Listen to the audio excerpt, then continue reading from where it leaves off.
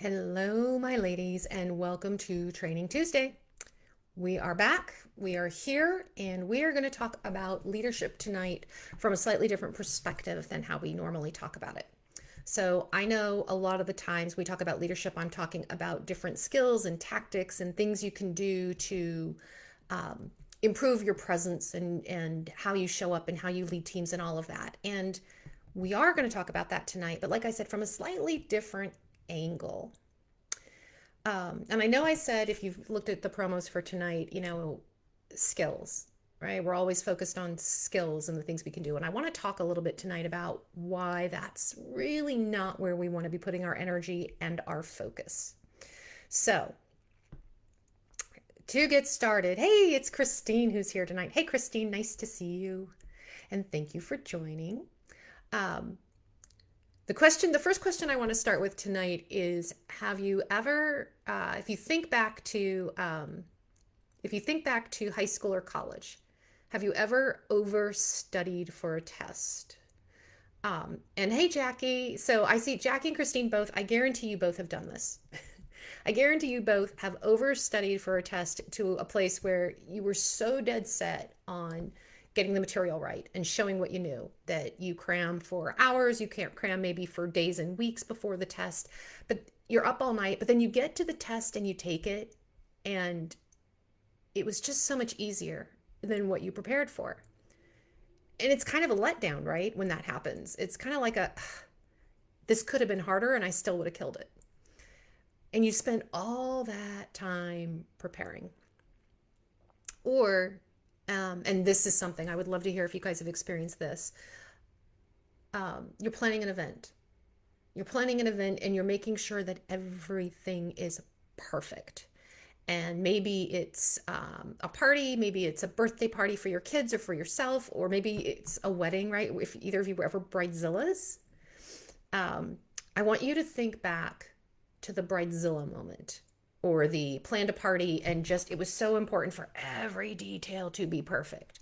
So I just want you to think back to that because I'm going to actually take you through a little bit of that and I will talk about how that ties back to leadership and why that's important for us, because one of the things I talk about all the time that you guys hear me talk about is how when we're leaders, it's not just leadership at work. It's not just leadership with our team or with our peers. If we're leading, like we're leading in life. It's how we show up everywhere, right? How we show up anywhere is how we show up everywhere. So I'm going to use the party example, but we'll talk about how it impacts work and how that actually shows up as our leadership presence, our leadership skills. So if you guys are willing to share, I would love to hear where your moment came. What was it a party? Was it an event? Was it a wedding? Whatever it was, what was it that you felt so strongly that you had to prepare for and be over prepared for because no detail of this could go wrong? And then for those of you joining us, if you don't know me, my name is Natalie Hahn. I'm CEO of Dirty Girls Consulting, and you are here for Training Tuesday. And tonight we're talking about leadership, and I'm talking about the skills that we don't necessarily get taught, but definitely attributes that show up. So we're going to talk about skills versus attributes in leadership tonight and how important the attribute pieces are. So I was talking about planning a party, right? When you're planning a party or planning an event. So I'm going to take you through mine. I was not a particular bridezilla. Christine can attest to that because she actually planned half my wedding for me. So I was not a bridezilla, but I did have a party when my kids were young. I was having a dinner party thing that had to be perfect. It was one of these things where we were inviting people over from different aspects of our lives. So like my work friends, we're going to meet my ex-husband's work friends. We're going to cross over with friends from college, like different people from different parts of our lives. And it was the first like grown-up party I felt like I was really having. It wasn't a college party. It wasn't college friend grad school party. It was like a real adult party. And so I wanted it to be perfect. And so of course I'm modeling this over the kind of parties that my parents used to have. Now, for those of you who don't know me very well, my parents were in the diplomatic corps for 30 years. So they entertained a lot and they had a lot of rules about how you have proper parties. So for me, for this party that I wanted to be special and amazing and the best party anybody ever attended, I planned all the food. And what you do is you plan all the food and then you plan it for like 10 more people than you're actually expecting. Because my mother always said the sign of a poor hostess is when she runs out of food. So there was no way we were running out of food. So so there's plenty of food, and I planned every bit of it, and it was all these special recipes that they weren't going to find at a normal party. Um, I arranged seating. I did. I actually arranged, and I didn't have the kind of house at this time where you could actually arrange seating, but I was making plans in my head for who was going to talk to whom, how I was going to get these fascinating conversations going between these people who didn't know each other. So I was literally thinking about seating arrangements, like you do at a wedding, right? When you're planning tables. Um, so I had like the people who were going to talk to the people, and I had the food, and I cleaned the house, of course. And if you know me, I don't love cleaning my house at all, but I mean, I vacuumed every corner, every nook and cranny was dusted. I scrubbed the bathtub. Like nobody was taking a bath or a shower at my house that night, but I scrubbed the bathtub just in case they peeked. So everything had to be perfect. And I was so proud of my efforts. It was perfect. It was going to show everybody I was a great planner. I mean, I was concerned, what was this going to say about me and the kind of parties I could throw, right? I was a great planner, and I was creative, and I have vision for these things, all that good stuff. So this is all the setup for the party I was going to have. And this is where I don't get into perfectionism too often, but I was deeply rooted in that perfection voice in my head telling me everything had to be perfect. So Jackie said she gets into this mode in work. Over prepared a presentation, ended up narrowing it down to just a few. It's like, don't you hate that, Jackie?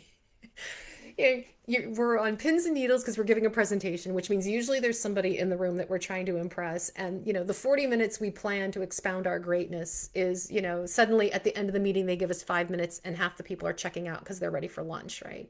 Hate that. Happens a lot. So yeah, I totally, totally get that in terms of over preparing. We do that a lot. And we justify the over preparing, by the way, by saying, well, if I didn't prepare, then all these other things would have gone wrong. And, and it just, if I didn't prepare, we think over preparing is protecting us. And what I want to actually talk about, and this is part of leadership, is how over preparing is not protecting us. It's actually wasting our time. All right. So back to my party. My party was perfect. So I had the arrangements of who was talking to who. I had the food all planned and prepped. I had, my house was clean. I had the bedroom that the kids were all going to go to, because I had little ones and some people were bringing little ones. So they were all going to go watch Shrek or something, like keep the little kids away so the adults can do adult things, right? It was my first adulting party, showcasing all my brilliant skills and talents. And about 30 to 40 minutes before the party started, right? Now I'm starting the whole, I'm getting dressed. I got to wear the perfect outfit. I'm yelling at my husband and my kids to, be perfect. You know how it happens. The power went out. No electricity. No electricity. So people are showing up around 6:30, 7 o'clock for this party. So it's happening at night. And there's no power. Not everything is warmed and heated and ready to go 30 to 40 minutes before a party. Like things still had to be cooked. And I had to sit and figure out, what am I going to do? Because the food isn't fully ready and couldn't be finished. There are no lights on in the house. There's no lights in the walkway coming up to my house so people can see how beautifully I weeded my front yard. They can't see how well I cleaned and decorated my house. And it was cold. This was October. And it was cold out. And you know how October is. We're in it now, right? We have some days that are gorgeous and like 80 degrees. And then we have other days where it's 40 degrees and we're huddled under a coat. It was a cold October night. And 30 minutes before my party kicks off, my big event kicks off, no power. Welcome to Massachusetts.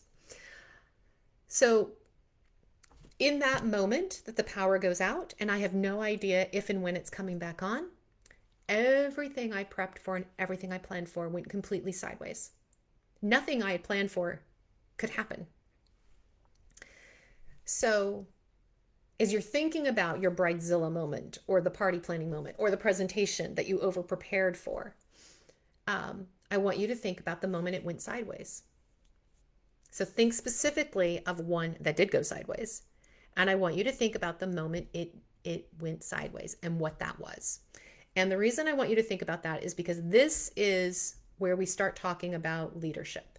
because leadership isn't in the planning and preparedness. It helps. I'm not going to lie, planning and being prepared, it helps. But leadership is in how do you respond, right? What do you do when it all hits the fan and it all goes sideways?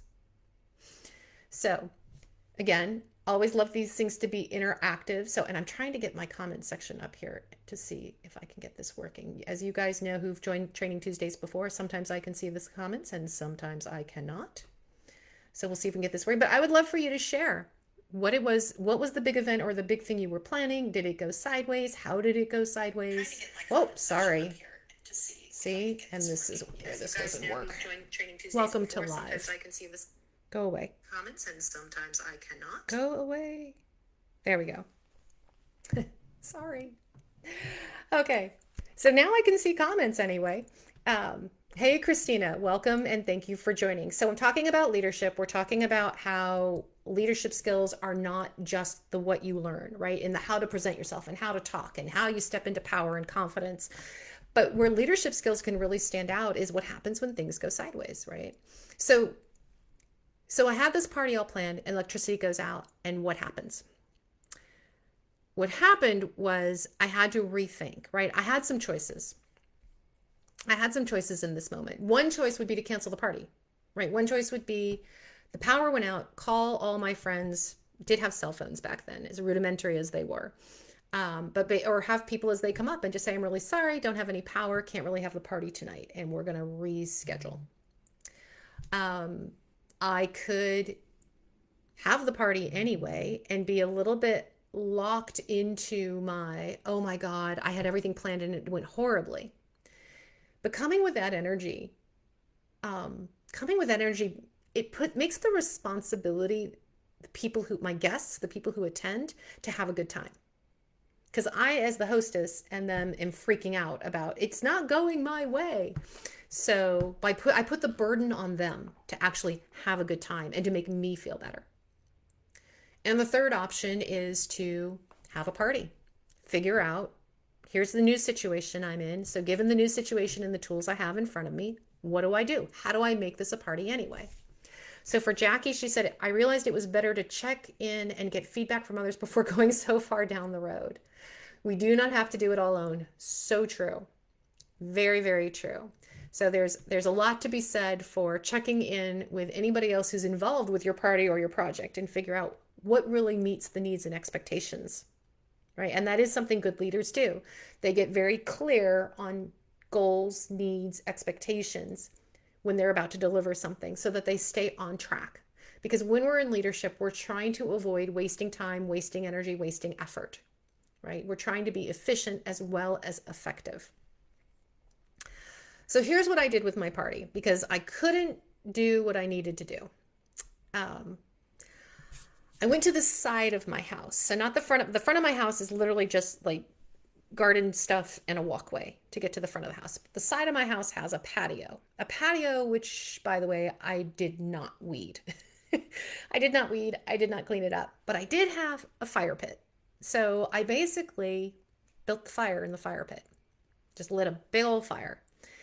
I went through the house and lit every candle I could find just to create some sort of lighting inside, because people were going to have to go in the house, right? They're going to have to go in and use the restroom and all that stuff. So I lit every candle I could in the house. And trust me, it was a little bit funky because I love candles and I love smelly candles. So I had all the smells going on in all the different rooms of the house. I put out all the food that did not require heating, which meant that instead of like chicken teriyaki and the shumai Chinese dumplings and all this stuff other stuff I had planned and I was heating up and cooking, my guests got Cheez-Its and they got Ritz crackers with some cheddar slices,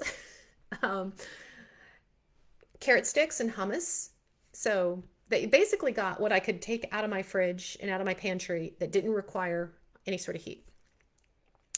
It meant that instead of the kids being relegated to the kids' room to watch a movie, that they got to run around the yard with flashlights and chase each other and scare each other in the dark. It meant instead of the surround sound stereo that my ex-husband was very proud of with the classical music that he was also very fond of playing, We borrowed a boombox from my kids, good old fashioned, right, 1980s, 1990s boombox that my kids had in their room, and had to look at the CD collection that we had at that time. Um, the collection of CDs we had were Tears for Fears, because that was a favorite of my kids. It was Madonna, because that was mine. ABBA, also mine. AC/DC. And I think we had Pat Benatar. So we had a good mix of 80s music, essentially, playing out of the 80s boombox. It also meant that everybody kept their coats on because it was cold. Like I said, it was October and it was cold. Instead of I was not a pie baker, but I had attempted a pie. I had a pecan pie. It was October. I said a pecan pie, and I had an apple pie, and I had vanilla ice cream. We were going to do the whole pie a la mode thing. We didn't really do that. I have kids, so I always had s'mores ingredients. So we did s'mores over the fire pit. So everything that I had planned, I had to come up with a different plan. Or I should say, I didn't have to come up with a different plan. There were tons of things I could have done instead. But I looked at what was my goal for the night. And my goal for the night was, how do I still have the best party I can have? Because my goal all along was throw a party. Throw a party where everybody has fun and everybody has a good time. How do I make that happen now that I don't have power? And I will say, possibly one of the best parties I've ever thrown. Probably, honestly, the best party I've ever thrown. And one of the reasons it was, there were probably two reasons why it was. One is it wasn't so structured. I mean, think about what I went through in terms of food planning and who was going to talk to whom. Like, I was very politically managing and micromanaging this party and how it was going to turn out. When you're managing and micromanaging things, nobody has the freedom to show up with ideas, to show up and do things the way they might naturally do it, or with something creative the way they might want to do it. It's immediately stifling because you're controlling every bit of the process. So one of the reasons why this ended up being a fantastic party was because we had to make it up as we went along.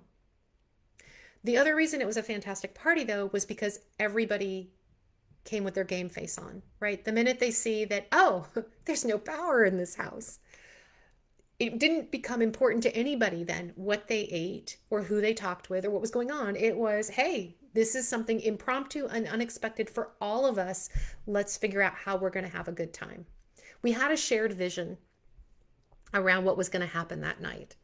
And I'm not sure we would have had the same shared vision if I had power and it had gone according to my plan. So why am I sharing all these details about a party that went sideways? And it ended up being a really good party, but it did go sideways. Because my party planning skills meant nothing. They meant nothing when the time came. Just like Jackie had planned that whole 40-minute presentation that she then had to knock down into a handful of slides, right? Everything we prep can come down to mean nothing. That party, the way that it evolved, the way that it happened, and the way that it became great had nothing to do with my organizational skills. It had nothing to do with my cooking. It had nothing to do with my planning of who was going to talk to who and my whole political networking that was going on. It had nothing to do with my ability to coordinate events and activities and shove kids in a room to watch Shrek for the millionth time. It wasn't about my skills. It was not about my skills. What happened that night came about because I made the choice about how I was going to show up as the leader that night. I was the hostess that night, so I was the leader. I had to make a choice about what kind of hostess I was going to be, who I was going to be, how I wanted that night to go for me, if not for everybody else.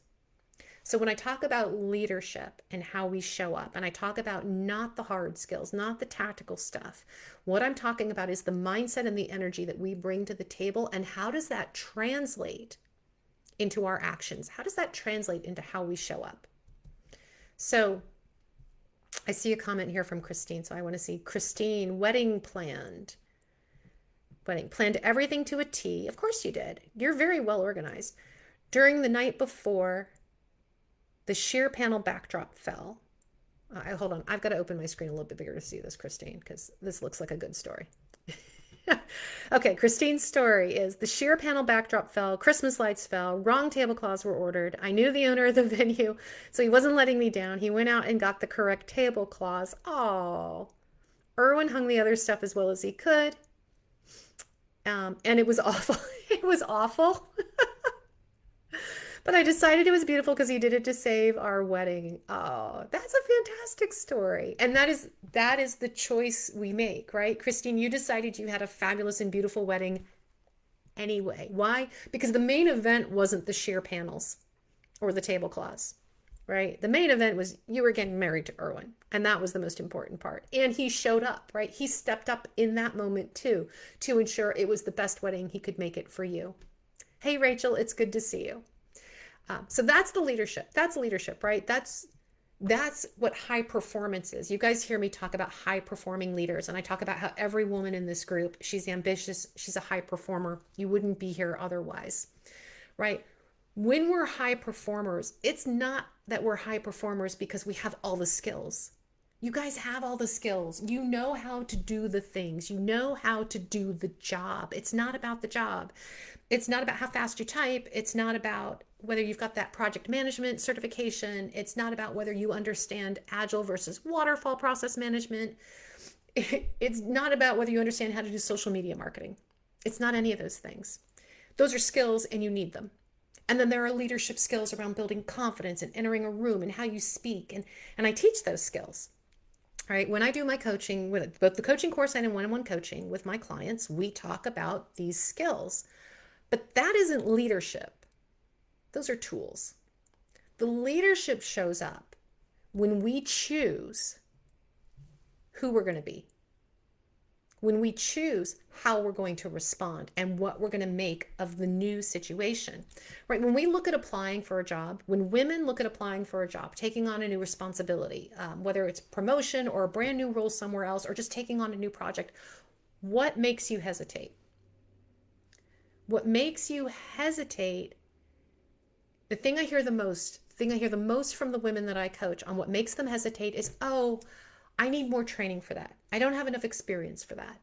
Or I have to take this course. I have to get this certification. We create reasons to not do things. We create our own obstacles that we put in our own path to not do the things because those things scare us, and they should, but it prevents us from stepping up as a leader because we're telling ourselves a story that we need more, that we need those skills, that we need that certification, that piece of paper. We need someone else's validation that we have the right skills and experience. Now, I cited this stat in some of the promos, so if you saw it, great, but if not, truth. Women apply only to jobs where they feel they meet 100% of the criteria. And I think the range was 90 to 100% of the criteria. If somebody posts a job and there's a list of 10 things that you have to be qualified for the job, we need to meet 9 to 10 of those 10 items before we're comfortable saying, I can apply for that job and get it. Men, 30%. Statistics show if they can qualify for 30% of that list, they will apply for the job. And more men still get executive positions than women. Why?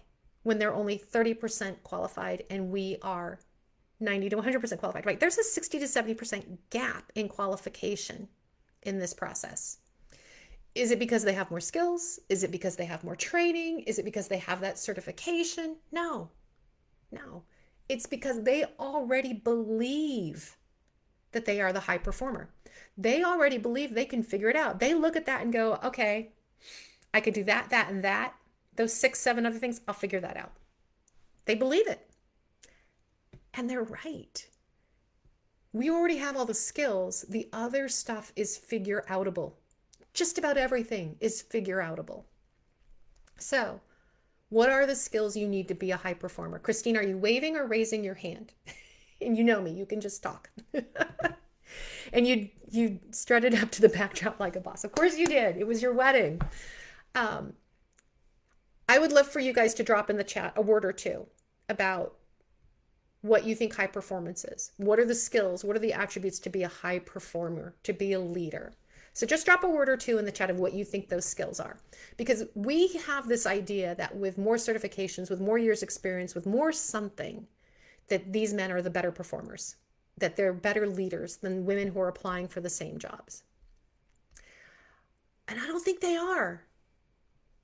I mean, some of them might be, who knows? I don't see all the applications, I don't see what they're applying for, but I think it's a lot of it is in how they show up. And in how we show up is how we talk about ourselves. It's how we talk about our experience. It's how we present who we are. High performers, high performing leaders, and high performing teams, they're not good because things are going beautifully. They perform excellently, in fact, when things are going beautifully, and that's fine. All teams typically perform well when things are going smoothly. High performing teams and high performing leaders excel when they are faced with the unknown, when they are faced with the unexpected. So Jules says high performance leadership skills, listening to others, listening, yep, approaching things positively, assuming the best first. Cool. Yeah, absolutely. High performance leaders and teams absolutely listen. You have to. They do approach things positively, right? Because it's not spending energy worrying about what you can't control. I couldn't control the power going out. You can't control a hurricane. You can't control somebody quitting or not showing up, right? You have to deal with the circumstances that you are presented with. High performers handle all the surprises that life throws at them, and most of them are the uncontrollable ones. So there's 4 key attributes to being a high performance leader. The 4 key attributes to holding this quality that's going to allow you to show up as a leader. So are they teachable? Are they tools? Are they coachable? Sure, they're teachable and you can practice them, but they're a choice. This is a way of thinking that I'm talking about. So the 4 that you guys want to be thinking about and focused on as you're thinking about stepping into high performance leadership. First one, adaptability, right? The ability to change plans, the ability to pivot directions, to look at really what is the current situation you're dealing with and decide you're going to work with that. So adaptability is the ability to let go of the vision and the idea you originally had and move forward with something new, create a new vision. That's 1, adaptability. 2, patience. So that's part of the listening, right? Because it requires an awful lot of patience to actually listen and not immediately be thinking of what you already want to say, but to actually hear the other person. It takes patience to think through, presented with a whole new situation now. What am I going to do with it? Right? To really think through, how am I going to use what's in front of me now to accommodate others and not just react, right? Our tendency is just to react. That initial response, and that initial response might be this sucks. This is terrible. And we don't want to go down that road as a leader. We might have that moment, but we immediately want to pivot to, okay, breathe, take a moment of patience and think about how I'm going to think this through. How am I going to work this through? What's going to make this even better? So that's 2. 1 is adaptability. 2 is patience. Your 3rd attribute that you want to be thinking about, situational awareness. So this is a perspective. Situational awareness is your perspective of what's happening and what's the most important thing, what's happening around you, what's going to be impacted, and what's going to be impacted now versus what's going to be impacted long term. So it's really strategic thinking. It's situational awareness is some strategic thinking, and it's fast because it's about what's happening in the situation today. So I love Christine's example because it was, wrong tablecloths, the backdrop fell down. Well, what are you going to do? Situational awareness says we're going to do what we can to fix the situation and going to strut up to that backdrop anyway. It's still going to be glorious. Situational awareness for me was looking at, okay, I have this party that's now going to be in the cold and in the dark. What can I do? I have adaptability. I have to change my plans and we're going to hold the party outside. I have to let the kids run around screaming with flashlights. Patience. I have to think through, what can I feed these people? What can I do to keep us warm? How can I make sure people are comfortable even though it's not in the controlled environment that I thought it would be? Situational awareness, right? What's happening around me? Can I do the fire pit right now? Does that make sense? Is it going to bother the neighbors that we're having the party outside? So it's taking into account all the pieces and strategically, longer term as well as short term, what's the impact going to be? And my goal was, right, to have a party that people remembered, that people had fun at. and met new people. Okay, so we have adaptability, patience, situational awareness. Fourth and final attribute is trust. Trust is a choice, and it's an emotional choice.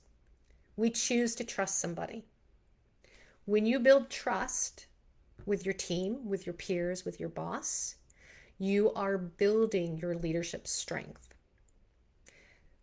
Your job in exercising the trust muscle is to behave in a way that allows people to choose to trust you. It's to show up consistently in a way that people trust that you are adaptable, that you have patience, that you have awareness of what's going on, and that you are making choices according to what's the best thing we can do in this moment. Building trust is about consistency, about reliability, and it's about showing others that they can make that choice. When you have high-performing teams, it's because you have a high-performing leader that everybody trusts. And part of the trust factor is what I think it was what Jackie said earlier, which is knowing that no matter what gets thrown at you, you're going to figure it out. It's trusting that I already have the skills. Now I just need to be adaptable, patient, and have some awareness to figure out how am I going to use my skills to get to the next thing, to respond to today's situation, not react to it, not cower and hide, not stress out, not have a meltdown, but actually respond to the situation that is in front of me today. So those are the 4 attributes of key attributes, I should say, of high-performing leaders. It's adaptability, it's patience, it's situational awareness, and it's trust. Now, using these skills is how you not only build high-performing leadership in yourself, it's how you build it in your teams. It's how you build it in your organization. It's contagious, right? It's contagious because when you see a high-performing team, everybody wants to be part of that team. Everybody wants to know how you do it and emulate that. When you're a high-performing leader, people want to be connected to you. They want to be part of that. So those are your 4 attributes. That's what I want you to spend some time thinking about. How do you cultivate more of that in your perspective, in how you approach your job, in how you approach life?